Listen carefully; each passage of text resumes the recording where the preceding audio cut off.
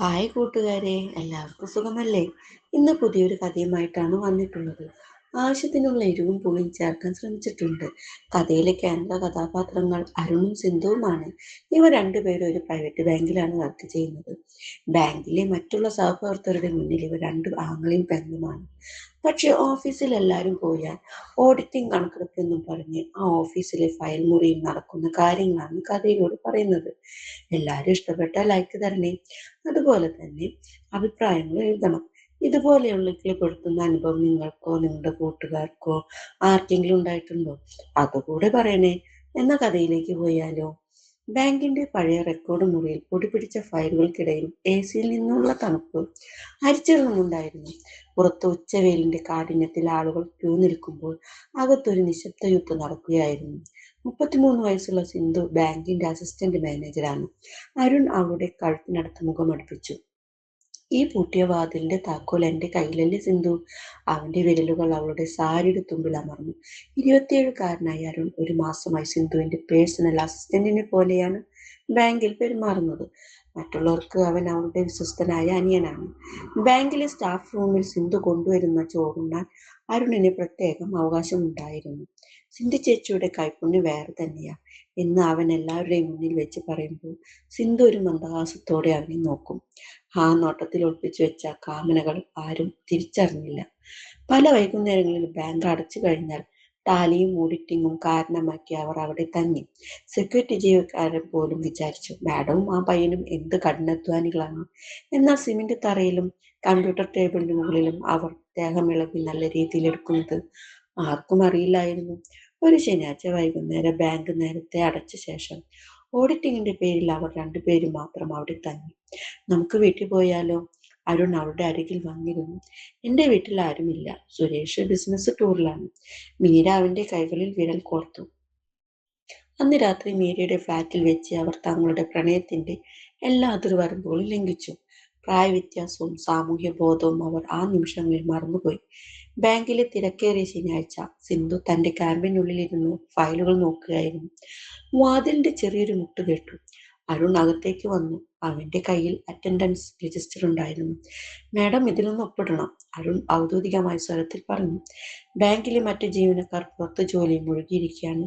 Sindhu register വാങ്ങുന്നതിനിടയിൽ അവന്റെ വിരലുകൾ പതിയെ അമർത്തി. രാത്രി 8 മണിക്ക് ബ്ലൂ മൗണ്ടൻ കഫേയുടെ പിന്നിലെ പാർക്കിങ്ങിൽ വരണം, അവൾ ശബ്ദം താഴ്ത്തി പറഞ്ഞു. അരുൺ പുഞ്ചിരിച്ചു. ശരി സിന്ധു ചേച്ചി, എല്ലാവരും കേൾക്കും, അവൻ തമാശ രൂപേണ പറഞ്ഞു പുറത്തേക്ക് നടന്നു. പുറത്തു നിൽക്കുന്നവർക്ക് അവൻ വെറും ഒരു അനുസരണയുള്ള ജൂനിയർ മാത്രമായിരുന്നു. രാത്രി 8:30 കഴിഞ്ഞപ്പോൾ പാർക്കിംഗ് ഏരിയ വിജനമായിരുന്നു. സിന്ധു തന്റെ കാറിൽ കാത്തിരുന്നു. അരുൺ ബൈക്ക് പാർക്ക് ചെയ്ത് അവളുടെ കാറിന്റെ അടുത്തേക്ക് വന്നു. അവനകത്തേക്ക് കയറിയ ഉടൻ സിന്ധു AC ഓൺ ചെയ്തു. എന്തിനാ അത്ര ധൃതി? അരുൺ ചോദിച്ചു. സിന്ധു മറുപടിയൊന്നും പറഞ്ഞില്ല. അവൾ അവന്റെ ഷർട്ടിന്റെ കോളറിൽ പിടിച്ചു വലിച്ചു. നീ ഇന്ന് ബാങ്കിൽ വെച്ച് ആ പുതിയ ക്ലർക്ക് പെൺകുട്ടിയോട് ചിരിച്ചു സംസാരിക്കുന്നത് ഞാൻ കണ്ടു. എന്തായിരുന്നു അത്ര വലിയ തമാശ? അരുൺ പൊട്ടിച്ചിരിച്ചു. സിന്ധു, നീ എന്തിനാ ഇങ്ങനെ അസൂയപ്പെടുന്നത്? അവൾ വെറും ഒരു കുട്ടി. എന്റെ മനസ്സിൽ നീ മാത്രമല്ലേ ഉള്ളൂ. അവൻ അവളുടെ കൈകളിൽ മൃദുവായി തലോടിക്കൊണ്ടിരുന്നു. കാറിനുള്ളിലെ മങ്ങിയ വെളിച്ചത്തിൽ അവരുടെ നിഴലുകൾ ഒന്നായി മാറി. സിന്ധുവിന്റെ ശ്വാസം വേഗത്തിലായി. എനിക്ക് നിന്നെ പിരിഞ്ഞിരിക്കാൻ വയ്യ അരുൺ. സുരേഷ് ബിസിനസ് കാര്യങ്ങൾക്കായി ദുബായിലേക്ക് പോവുകയാണ്. അടുത്ത ആഴ്ച നീ എന്റെ കൂടെ ഉണ്ടാകണം. ഉണ്ടാകും, നിനക്ക് വേണ്ടിയല്ലേ ഞാൻ ഈ ബാങ്കിൽ നിൽക്കുന്നത് തന്നെ, അരുൺ അവളുടെ ആദരങ്ങളിൽ തന്റെ മറുപടി നൽകി. 2 ആഴ്ച അവർക്ക് ആഘോഷമായിരുന്നു. ആ സിന്ധുവിന്റെ ആഡംബര ഫ്ലാറ്റിൽ അവർ ലോകം മറന്ന് ജീവിച്ചു. ഒരു ദിവസം വൈകുന്നേരം സിന്ധു അവന് വേണ്ടി സ്പെഷ്യൽ ബിരിയാണി ഉണ്ടാക്കി. ഭക്ഷണം കഴിക്കുന്നതിനിടയിൽ അരുൺ പെട്ടെന്ന് നിശബ്ദനായി. എന്താ അരുൺ, ബിരിയാണി മോശമായോ? അവൾ ആകുലതയോട് ചോദിച്ചു. അല്ല സിന്ധു, വീട്ടിൽ നിന്ന് കല്യാണത്തിന് വലിയ സമ്മർദ്ദമാണ്. അച്ഛന് വയ്യാതിരിക്കുകയാണ്. ഞാൻ ഇനിയും ഒഴിഞ്ഞു മാറിയാൽ അവർക്ക് സംശയം തോന്നും. സിന്ധുവിന്റെ മുഖം മങ്ങി. അവൻ കൈ കഴുകി അവന്റെ അരികിൽ വന്നിരുന്നു. കല്യാണം കഴിച്ചോളൂ, പക്ഷെ എന്നെ ഉപേക്ഷിക്കരുത്. നിനക്ക് എന്ത് വേണമെങ്കിലും ഞാൻ തരാം. ആ പെൺകുട്ടിക്ക് തരാൻ കഴിയാത്ത സുഖം ഞാൻ നിനക്ക് തരും. അരുൺ അവളുടെ കണ്ണുകളിലേക്ക് നോക്കി. ആ കണ്ണുകളിൽ പ്രണയത്തേക്കാൾ കൂടുതൽ ഭ്രാന്തമായ ഒരു ആവേശമായിരുന്നു. നമുക്ക് നോക്കാം, അവൻ പതിയെ പറഞ്ഞു. അന്ന് രാത്രി അവരുടെ ബന്ധം കൂടുതൽ തീവ്രമായിരുന്നു. ഒരുപക്ഷെ വരാനിരിക്കുന്ന വേർപിരിയലിന്റെ മുൻകൂട്ടിയുള്ള ഭയം കൊണ്ടായിരിക്കാം. മാസങ്ങൾക്ക് ശേഷം അരുണിന്റെ വിവാഹം കഴിഞ്ഞു. വിവാഹശേഷം അവൻ തിരികെ ബാങ്കിലെത്തിയപ്പോൾ ആ പഴയ അരുണായിരുന്നില്ല. അവൻ സിന്ധുവിന്റെ ക്യാബിനിലേക്ക് വരുന്നത് കുറച്ചു. സിന്ധു അവന് വാട്സപ്പിൽ മെസ്സേജുകൾ അയച്ചുകൊണ്ടേയിരുന്നു. ഇന്ന് വൈകുന്നേരം കാണണം, പഴയ സ്ഥലത്ത്. അരുണിന്റെ മറുപടി വന്നില്ല. ഒടുവിൽ വൈകുന്നേരം അവൾ അവനെ ഇടനാഴിയിൽ വെച്ച് തടഞ്ഞു. നീ എന്താ എന്റെ മെസ്സേജിന് മറുപടി തരാത്തത്? സിന്ധു, ഇത് ശരിയല്ല. സ്നേഹ എന്നെ വിശ്വസിക്കുന്നു. എനിക്ക് പഴയ പോലെ തുടരാൻ കഴിയില്ല. നീ അവളെ പ്രേമിക്കുകയാണോ? സിന്ധുവിന്റെ ശബ്ദത്തിൽ ദേഷ്യം നിറഞ്ഞു. അവൾ എന്റെ ഭാര്യയാണ് സിന്ധു. നീ എനിക്ക് തന്നത് ശാരീരിക സുഖങ്ങൾ മാത്രമാണ്. പക്ഷെ അവൾ എനിക്ക് തരുന്ന ഒരു ജീവിതമാണ്. എനിക്ക് ഈ ജോലി മതിയായി. ഞാൻ റിസൈൻ ചെയ്യുകയാണ്. സിന്ധു തകർന്നുപോയി. നീ എന്നെ ഉപയോഗിക്കുകയായിരുന്നു അല്ലേ? നിനക്ക് പ്രൊമോഷനും പണവും വേണമായിരുന്നപ്പോൾ ഞാൻ വേണമായിരുന്നു. ഇപ്പോൾ നിനക്ക് മടുത്തു. അരുൺ ശാന്തനായി അവളെ നോക്കി. നമ്മൾ രണ്ടുപേരും പരസ്പരം ഉപയോഗിക്കുകയായിരുന്നു സിന്ധു. നീ നിന്റെ ഏകാന്തത മാറ്റാൻ എന്നെ ഉപയോഗിച്ചു. ഞാൻ എന്റെ ആവശ്യങ്ങൾക്ക് നിന്നെയും. ഇതിൽ ആരും ആരെയും ചതിച്ചിട്ടില്ല. നീ എന്നെ ഉപേക്ഷിക്കുമെന്ന് ഞാൻ കരുതിയില്ല അരുൺ. ഞാൻ നിനക്ക് വേണ്ടി എല്ലാം ചെയ്തില്ലേ? ജീവിതം ഒരു ബാങ്ക് അക്കൗണ്ട് പോലെയാണ് സിന്ധു.